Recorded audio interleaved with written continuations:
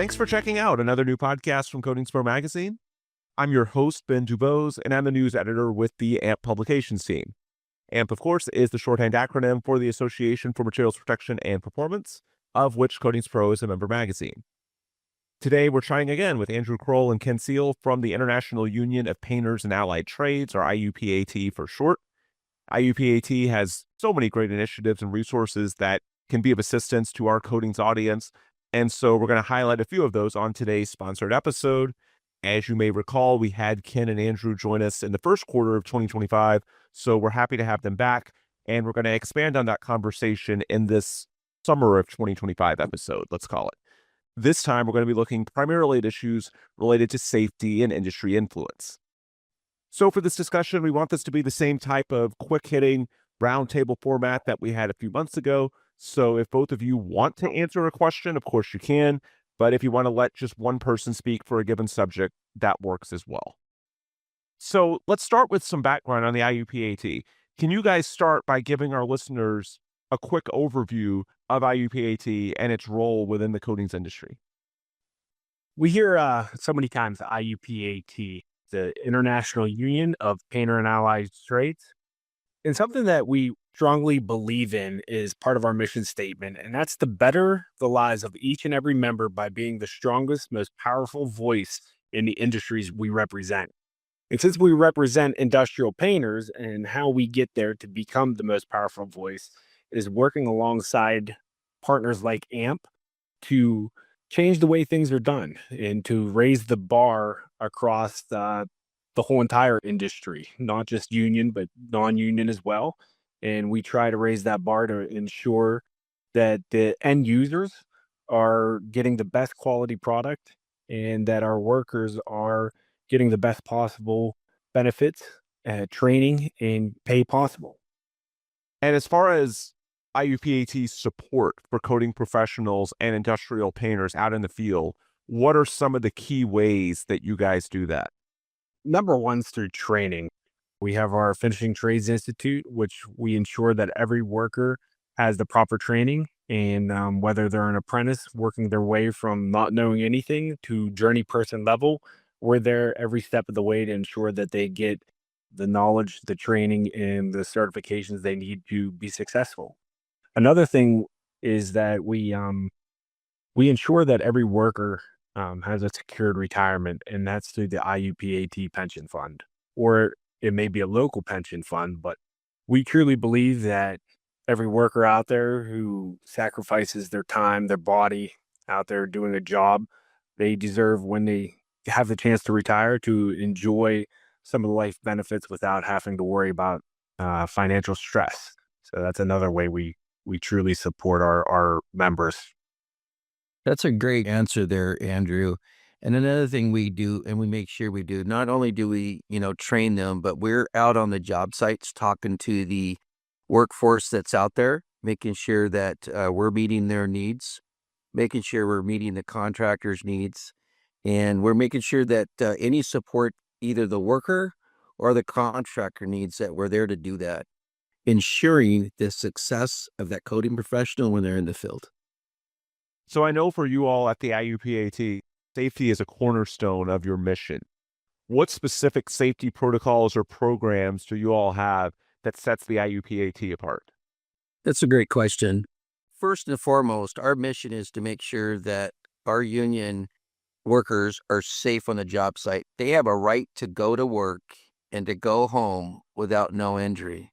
That's foremost our mission, is to ensure that happens. The only way that we could do that is to ensure that our members are trained to the highest standards. And one way that we do that is our district councils do what they call a core week. So their first week coming into an apprenticeship program, that first 40-hour week is specifically concentrated on safety. So that way, when they go to the job site, they go to their first day with a contractor, they are trained on how to be safe, how to get home the way they came to work. So that's foremost importance. The other thing that does is it's over billions of dollars to a company a yearly, or to the industry yearly, for construction accidents. And with OSHA, they figure about $4 to $6 for every dollar spent in a safety program. So a great safety program saves the contractor $4 to $6 for every dollar spent, and that's important to us also, is to making sure that our companies are profitable. And the only way to do that is to make sure that all of our protocols are on the top of the standards and it's where it needs to be. And I know that training is aligned with that. How does the IUPAT's training ensure that your workers are staying up to date with the latest standards and technologies pertaining to safety? We have a safety committee that meets monthly, and they go over anything that they're seeing within the industry. And these safety committees are made up of our district councils in every region. We're talking the Eastern region, the Western region, and Central region in Canada. That committee is made out of. So that committee meets monthly to ensure that, our councils are getting what they need. As for me, I sit on ACOSH. ACOSH is done right at the moment, as we know things are going on.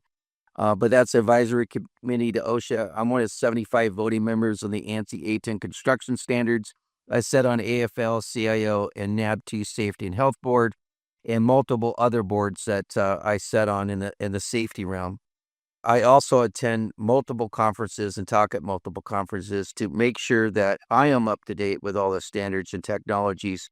And then what I do is I share that with our safety committee, and we also do train the trainers to ensure our instructors are updated on the technologies, the standards that I find out that's going on within the industry. And with that, it goes down to our workers to ensure that they're trained to the most up-to-date standards and technologies that's out there. What are some of the most common safety challenges that your workers encounter in the coatings industry? And what are the ways that you guys try and help those workers navigate those? A lot of our workers, especially on the industrial painting realm, travel for work. And something that we have to navigate through to help them and help our contractors is ensure that they get the training they need no matter where they are in the country. So we're able to facilitate classes and make that happen. So if you have somebody from California working on the East Coast and they need an OSHA 10, an OSHA 30, fall protection, lift training, we're able to do that without them having to go home to do that or for the contractor to pay for it. Can you share a success story or two where IUPAT safety training was able to prevent a serious safety incident? It's almost every second of every day that one of our members are out on a job. But no, I'll give you an example is when we do our rigging and we run our steel cables over steel beams, we put a thing in there called a softener, which creates a barrier between that cable and the steel. And that's an industry standard practice. For example, in areas where you may not notice something like that, our members double check to make sure that those were in place. They weren't, and they stopped the whole entire job. Everybody stopped and they fixed that before something bad happened or could happen. That was a great story there, and it just shows the fact of how our training is successful. Having no accidents is success for us, and we strive to have no accidents on the job. So every part of a system or a process is gone over in school from an apprenticeship class to a journeyman upgrade. So if it's something new, let's say a company is going to start hanging decking underneath a bridge, we actually have structures within our facilities that we can train a person in a safe environment on how to rig that system, how to do that process. And by doing that and showing them the things that could go wrong if they did certain things, helps us have those success stories about, oh, that did not happen. And we would rather something not happen because we did the training to where we needed to, rather than do training that does not need any standard, does not meet any qualification, and have somebody get hurt. And Ken, you're absolutely right about taking the apprentice and working with them every step of the way, and that includes journey people too. Something that we are able to do is to not only teach them this is what you do, but then once again, like we said in the last episode, we teach them why you have to do it, the consequences, the reason behind it, the theory behind it. And when they realize that, they tend to look a little bit harder at things that could go wrong. All right, let's talk about training and workforce development initiatives because I think those work hand in hand with your emphasis on safety.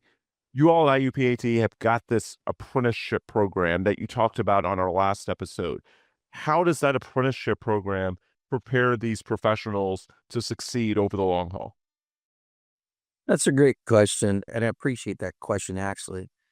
When somebody comes in to join our apprenticeship program, they're joining not just an apprenticeship program, but they're joining a family. And that's one of our values. And we truly believe in that. And being in a family, we make sure that we take care of them from start to finish. And when they start their first week of an apprenticeship program, we go, like I said before, we go over the core week, which is all the safety stuff to keep them prepared and to keep them safe on a job site. We want them there long term. We do not want them to get hurt their first week of a construction site and then not be able to work. We want them to have long term success. So that's one way we do it, is to make sure that they're prepared safety wise. Then we go through every step of a craft to make sure that they understand the tools inside and out. Not only do we do that, but we make sure that they understand the reasons they're using the tools. What standards are out there that when using the equipment, tools, and coatings do they need to meet? So they are, when they finish an apprenticeship program, they're not only professionals in the tools and equipment that a coating professional would use, but they are also proficient in doing QA, quality assurance work, quality control work, because they know what the inspectors are doing out there and the types of gauges and how to use those gauges that an inspector would do. So not only are we training them for that, but we're training them for the long-term success in what they do. And also when they're doing their apprenticeship program, they're about 3 to 4 credits away from an associate's degree in college. So not only are we training professionals to be good in their craft itself, but we're actually a college in a way, and they're building up those college credits as they're going through. So not only can they be in the field doing the work there, but as they grow older in their craft, they can pivot in different areas by getting a degree, owning a company, and we support all that. What are some of the innovations or new techniques that are being introduced in your training programs that help these professionals adapt to an industry that's honestly evolving by the day, it feels like? We stay on top of the industry itself. So, and that's the only way to understand what new techniques are going out there, what innovations are going out there. We set on multiple third party associations. We set on third party manufacturers. We sit on all these committees to make sure that we are there when something comes out. VR is coming out. That's a new technology that's out there for our training. We are really involved in the VR. We have different types of VR systems out there that we innovate inside of our apprenticeship program. Not only the apprentices can use it, but let's say a journey person has never been on a booms or a scissor lift. We have a VR system that actually puts them 180 feet in the air on a boom lift that is actually sitting on the ground. So we stay up on technology ourselves. We make sure that technology is in every one of our training centers. So every one of our training centers can introduce this stuff to the membership, not only apprentices that are coming in, but also the journey folks that we have in our trades. And then another challenge is obviously emerging technologies and things that are coming down the pike in future months or years. What are the ways in which the IUPAT ensures that its workers are equipped to handle those newer technologies that are coming, like coding robotics or some of the advanced methods within surface prep? That comes down to the relationship that we build with manufacturers of whether it's the robotics, surface prep manufacturers, coating manufacturers, and we're able to stay on top of what's coming out, the new technology. We're able to help our contractors get a hold of this new equipment, and then we're able to work with these manufacturers to either take their trainer to train our members or help develop training itself for these companies in order to go out and train on whatever products they have. So we really we really hold those relationships in high regard in order to, work with the emerging technologies out there. We have a lot of floor covering that's coming out, a lot of floor epoxy systems that are new. We bring the manufacturers in, and manufacturers actually do a train-the-trainer for us with our staff and with some of the apprentices and some of the contractors there at the same time. Not only the floor covering industry, but the industrial coatings industry, be it a new pump that might have came out, a new fireproofing pump, a new epoxy pump that comes out. Our manufacturers in the relationship that we've built with them, they come in and actually do the trainings right inside of our facilities. And we invite our membership there. We invite our contractors there, and of course the manufacturers. Hi, I'm Lisa Shortino, Managing Editor of CoatingsPro Magazine. Are you interested in exploring the latest trends in materials degradation and mitigation? If so, you can join scientists, engineers, and industry leaders at the 22nd International Conference on Environmental Degradation of Materials in Nuclear Power Systems, happening August 10th through 14th, 2025 in Long Beach, California. Hosted by AMP, this premier event brings together global experts to tackle the challenges impacting safety and performance in nuclear systems. Registration is now open. Secure your spot today at envdeg.amp.org. We'll see you in Long Beach. So you've mentioned these other entities, and earlier you talked about the ways that IUPAT works with us at AMP. And that's so important because none of us can really enact significant change while working in a silo. It takes working together and pooling resources to speak to a larger cross section of the worker base. So at IUPAT, when it comes to industry influence and advocacy, what are the ways that you all collaborate with other industry leaders, with contractors, as you were just speaking to, and with regulatory bodies to help shape safety and work standards that are ultimately in the best interest of the workforce? You mentioned AMP. AMP is the top association that draws up standards. You cannot do something the way it's supposed to be done without a standard on how it does to do it. Like you can't drive down the freeway with a speed limit sign at 55 and you're going at 100. 55 is the standard. If there was no speed limit sign there, you could go 100, you could go 200. No matter what do you want to go, you can do that because there was no standard set. There has to be a standard set to make sure things are done correctly. AMP is the leading association that builds those standards to make sure that our infrastructures that we work on daily are done correctly. We make sure that our professionals are trained to those standards, not less than those standards, to those standards or better. So our professionals are trained to those standards. With AMP, we go to their annual conference every year, and there's lots of meetings there that develop the standards for new things that are coming out, new technologies that are coming out. There's manufacturers there we have meetings with at AMP, with the AMP staff, to make sure that the standards meet what they're looking at.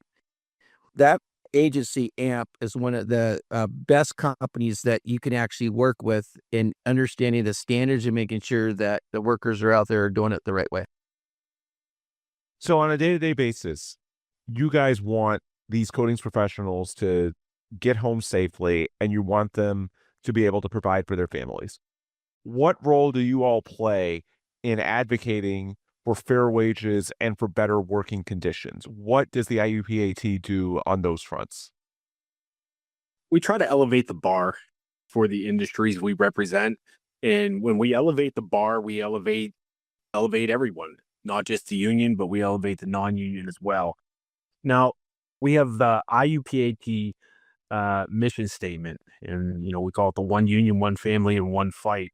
And how we elevate this is, we'll take the one union for example. We stand together collectively, regardless of what trade we're in. We all come together.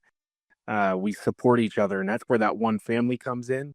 And then the one fight, we fight for the rights of the workers, and we include advocating for better wages, working conditions, and workplace safety. And when we put all three of those together, we're really able to raise that bar to a higher level. That's a great answer there, Andrew. And I'm glad that you brought up the one family, one union, one fight. That's a value statement that we stand on. And when we say one union, because we represent multiple crafts within the IUPAT, every one of those crafts that we represent is a family to us. And we'll take care of that family from the first day that they step on to our training facilities and our union halls until the last day they retire and beyond. So that's that family part. That's something we believe in wholeheartedly. And then we're fighting, just like Andrew said, we're going to fight for the better conditions to make sure that they're going to work and they're going home safe. That's important to us. And we're going to fight for those conditions to make sure that they have the conditions to be safe at work. And then, Andrew brought up the fair wages part of that. We're going to fight to make sure that every single employee has a living wage no matter where they're at. A worker has a right to go to work and to make enough money to have a house that they can buy, to raise a family, to put their kids through college, to make sure that they can, feed them. They have a right to do that. And we're going to fight to make sure that in everything that we do, that our workers have a living wage. So, when people think of issues related to safety and training, I think many of them look at things like how trained a worker is to handle a complex piece of equipment or the PPE that they're wearing to protect themselves from exposure or other hazards such as that. However, there's also another piece of the equation that's very important, and that's environmental safety and making sure that the surrounding environment is suitable for workers and honestly the general public as well. So, how do you all at IUPAT contribute to the advancement of those environmental safety practices, such as controlling hazardous coatings or managing lead abatement, those types of things? Once again, it comes back down to those relationships we build with different manufacturers on new and emerging technology. We also work with industrial hygienists of best practices or new best practices coming out, and then take those best practices and incorporate those into our training. We attend conferences and we're always on top of the game with whatever comes out to ensure that it's passed down to not only our workers, but our contractors to ensure that they're doing the right thing as well. That's a great answer there, Andrew. We also, as the IUPAT, I mentioned the safety committee earlier that meets on a monthly. There's probably 20 individuals that sit on that particular committee, and most of them are actually going to college, if not finished college, for environmental safety and health degree. That's the degree I got. So having those professionals within our industries helps us in the advancement of any safety technology or equipment that's out there. One thing is that it is very, very important to protect the workforce in any environment that they might be in. It might be for lead, to make sure that they're not breathing in lead, they're not bringing lead home to their families, which is bad. And it's not just the lead, it's all the other stuff that's out there, chromium, nickel, all that other stuff that we deal with, all the high coatings that we deal with that has solvent and vapors and all that stuff that we deal with. Those safety practices are important, not only how to read an SDS sheet, a safety data sheet, and understanding the health effects to what you're using and what safety protocols, PPE, you're supposed to use. It's really about, protecting the worker first. Then we have to look at how are we going to control the hazard to get out to the public. So we understand how that containment is supposed to be put up. We understand how negative air is supposed to be done to keep that hazardous with inside the containment so it's not escaping to the outside public. One of the big things is that we work on a lot of bridges. And if any hazardous material, lead, or any other stuff gets in the water, then we understand that that gets into the food that we all eat. We cannot allow that to happen. And we take that very, very seriously. And we have people on our job sites on a daily basis to ensure whatever we set up to protect the workers and whatever we set up to protect the public is in good shape and operating the way it's supposed to operate. I think that's a good perspective on where the industry is today. Now, as we wind down our conversation, I want to spin it forward to the future of this industry and how you all are preparing for any changes that are coming down the pike in the coming years. So let's start with a broad question. How do you all see the coatings industry evolving over the next decade? Let's say 5 to 10 years. And what are the ways that you all at the IUPAT are prepping your members for those changes? Once again, attending the conferences to see what's coming out there. They always have the new evolving things, especially at the AMP conference, working with these manufacturers and having these manufacturers get into our facilities and go over some of the emerging technologies. We invite our contractors to come in as well, and we work hand in hand with our members, with the contractors, with our training department to ensure that anything that's new and relevant to our industry, we're on top of it. And you look at technology in itself. You got the robotics that we mentioned earlier that can actually blast certain surfaces, that can spray certain surfaces, to the drone technology that can inspect the work that we're doing, even down to doing a millage reading from a drone. And that's just to name a couple of items. So if we look out 5 or 10 years, but you can't really do that in the industry that we're at because our industry changes daily. So not only are we preparing for that 5 to 10 years, like when the drones are coming out, where they're going, how they're developed, what are they going to look like in 5 and 10 years? What are the robotics going to look at in 5 or 10 years? How can we prepare our workforce to meet those demands in 5 to 10 years? Not only are we looking at that, but we are also making sure that the workforce that we have today stays up to date on a daily basis to make sure that we're meeting those demands. And if we continue to do that on a daily basis, we will be prepared for those changes in 5 and 10 years. So, when it comes to the importance of hiring trained, safety certified professionals, that's always important. And I know that's a message that you're always hitting home when you're speaking to contractors and facility owners. And hopefully, some of those are listening to this podcast. However, as the technologies get more complicated, as this industry evolves with some of the changes that we've been talking about, I'm guessing that hiring trained, safety certified professionals is only going to become even more important. Not that it wasn't already, but when we talk about the intricacies of some of these newer technologies, it's only going to become even more important, I think, in the decade ahead. So, what message do you want to send to those contractors and facility owners about that importance? And what have you all found as far as the best strategies to break through and to make sure that they realize just how important this is to hire professionals that are trained and safety certified? So there's always these case studies out there of hiring somebody who wasn't properly trained, who wasn't certified, whether it's the workers or the contractor themselves. Those case studies are always great to put in the hands of people who have doubts. Another thing is working with AMP to ensure that we have people like Dave Evans, who comes to either a municipality or a city and explain the importance of some of the QP programs for contractors and why they should be writing those into the specifications.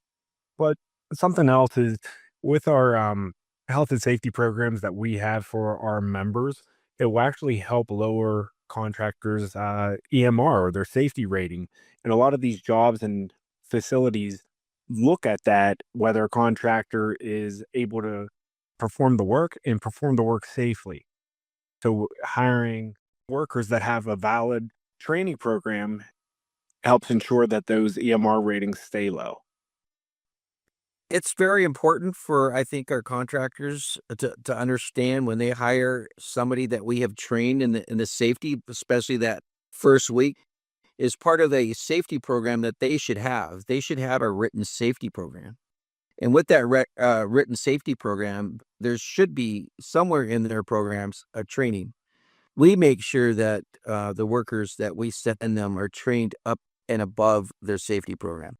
I said earlier, it saves a contractor $4 to $6 for every dollar spent on a safety program.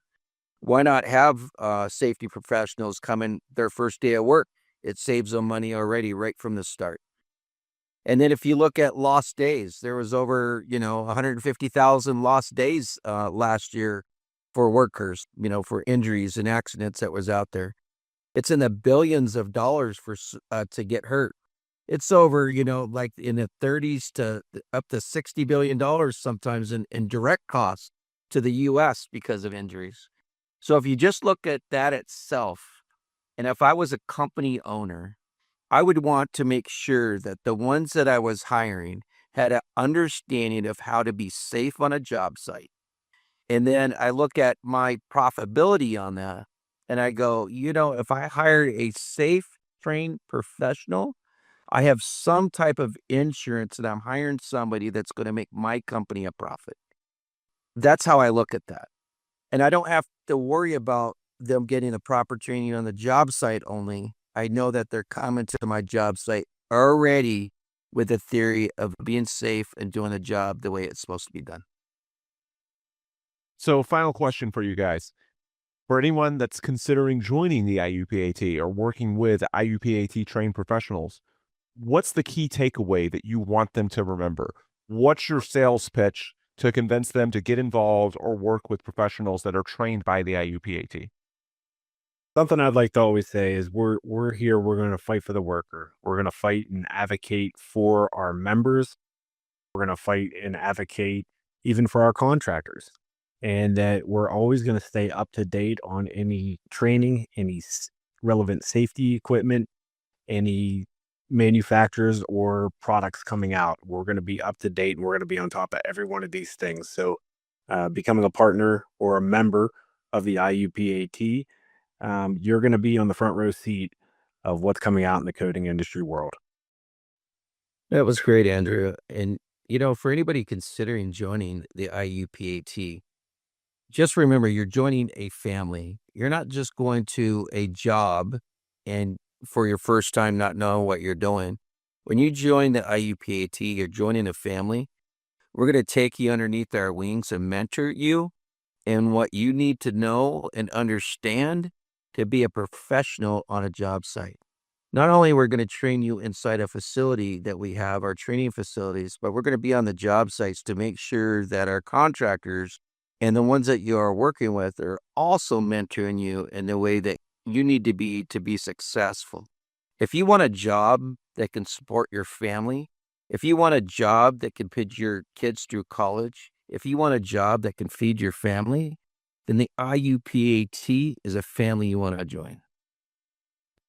Excellent insight there from Ken Seal and Andrew Croll with the International Union of Painters and Allied Trades, IUPAT for short. For any listener that wants to learn more, what are the best ways that they can do that? I'm guessing it's your website and social media, but for anyone wanting more information or to perhaps take advantage of your resources at IUPAT, feel free to plug whatever you'd like to plug to help them do that. Yeah, it's simple. IUPAT.org. Easiest thing to do is go on our website. There is a section out there to become a member. Fill that out, and somebody will get with you within a couple of days. Good stuff. All right, that will do it for today's episode.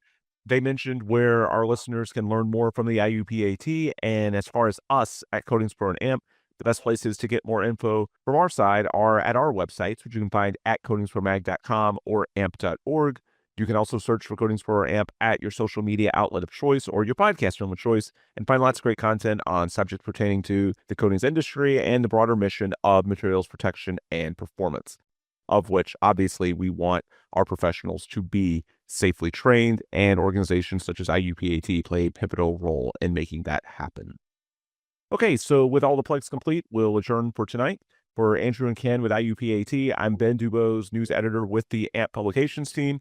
Thanks as always for listening, and please come back soon for more new podcasts from CoatingsPro and AMP. Hey, thank you, Ben.